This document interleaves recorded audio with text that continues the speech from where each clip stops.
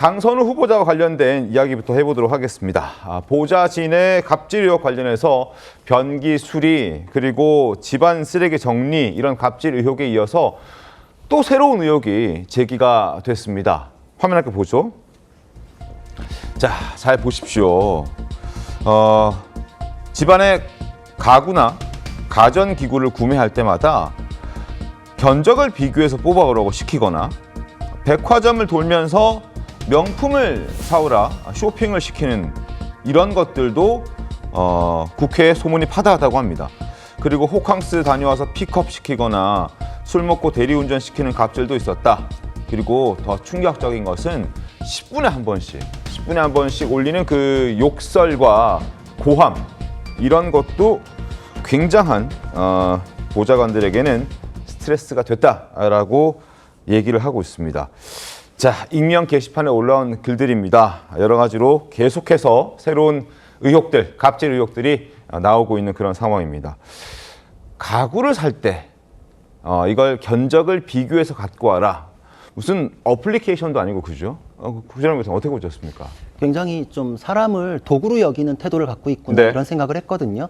과연 소수자, 약자에 대해서 그간 해왔던 행보하고 이게 맞나? 정말 위선적인 모습이다 이런 비판 받을 수밖에 없는 것 같고 방금 말씀하신 것대로 그 어떤 제품에 대해서 비교 견적 이런 것들 그 자체만 하는 사이트가 있을 정도예요. 그렇죠. 왜냐하면 그 비교 견적 해주는 것만 가지고도 돈이 되거든요. 그럼 누군가의 노동력을 거기에 썼는데 자기가 사적으로 살 물건에 대해서 공적으로 취업이 된 보좌관을 이용한다는 건 국민의 세금을 통해 가지고 자기의 개인 집사처럼 이용을 했다. 네. 온갖 사적 심부름을 다 하고 그렇죠. 쇼핑해오라는 거 지금 심부름 시켰지. 집에 뭐 변기 수리에 대해서도 지시를 내리고 그리고 지금 뭐 대리기사 술 먹고 지금 대리기사 노릇까지 하게끔 했다 이러는데 이게 다 이런 의혹이 괜히 나왔겠는가. 같이 일했던 사람이 지금 폭로를 했는데 그것도 한 명이 아니에요. 네. 2명이 하고 있거든요.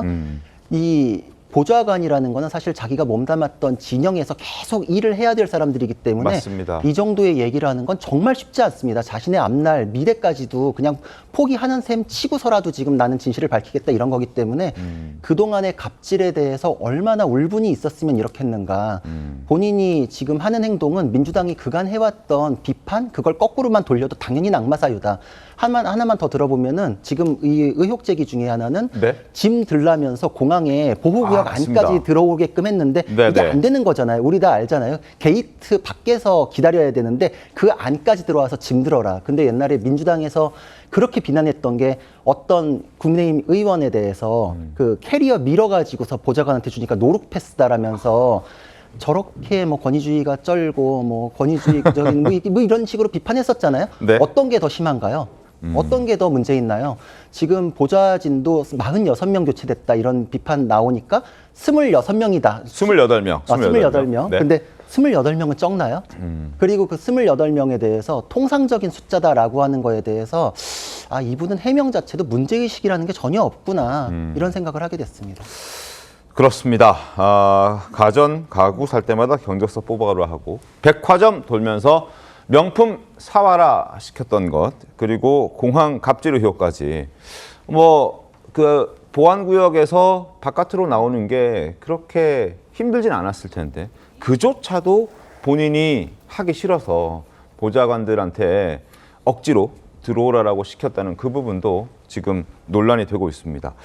그래서 국민의힘에서는 강 후보자를 향해서 이 갑질 의혹만큼은 땅콩 회양 사건보다 더한 갑질이다라는 비판의 목소리까지 내놓고 있는 그런 상황입니다. 이건 변호사님 어떻게 보셨습니까?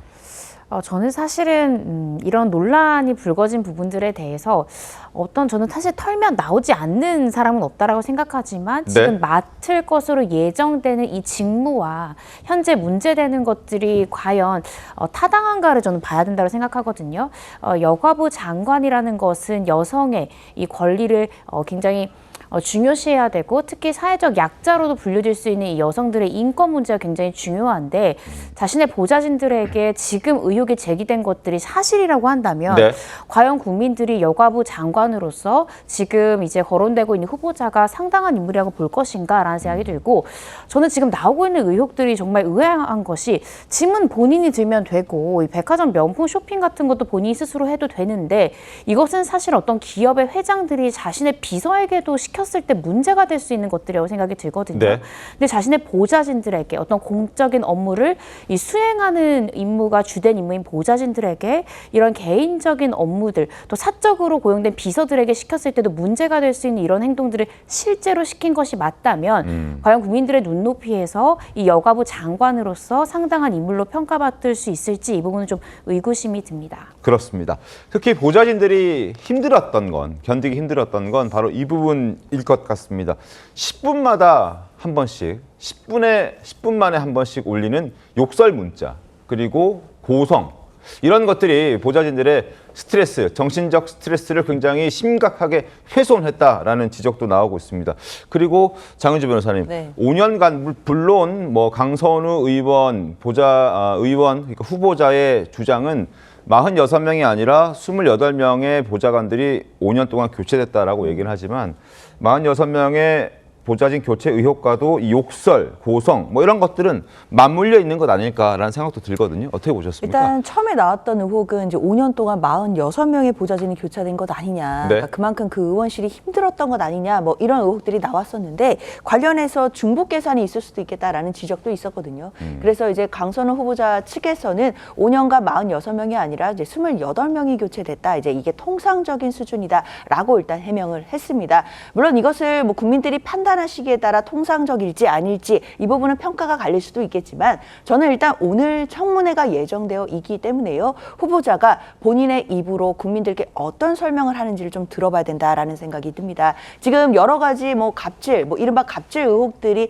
계속해서 터져 나오고 있는 상황인데 이에 대해서 후보자가 공식적으로 또 국민 눈높이에 맞는 설명을 할 수 있을지 이런 부분을 보고 국민들이 결국 판단해 주시지 않을까라고 생각합니다. 근데 28명이 통상적이라고 하잖아요. 근데 한 가지만 묻고 싶은 게 민주당에서는 그럼 의원님들이 다들 통상적으로 28번씩 교체한 통계가 있나요? 민주당 의원님들은 다 그러나요? 저는 민주당에서 쉴드 치는 분들한테 되묻고 싶어요. 민주당 의원님들은 본인 집에 가가지고 변기 보라고 지시 내리나요? 본인들은 강선우 의원만큼의 그런 행동들을 나도 해도 된다. 나도 가능한 일이다. 그렇게 생각하면서 방어를 하시는 건지 나는 저렇게 안 하지만 그래도 강선우는 낙마시켜서는 안 된다. 이런 태도인지를 분명히 하셔야 될 것 같아요. 이거는 그냥 상식의 문제일 것 같습니다.